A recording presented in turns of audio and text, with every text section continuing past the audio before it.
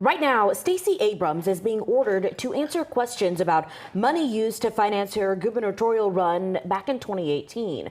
The Georgia Senate Special Committee on Investigations has issued subpoenas for Abrams and two other women connected to the campaign. They're expected to appear before the committee Friday morning at 10 inside the state capitol. The subpoenas follow findings by the Georgia State Ethics Commission that the new Georgia Project and the new Georgia Project Action Fund violated Georgia campaign finance laws during the 2018 election cycle.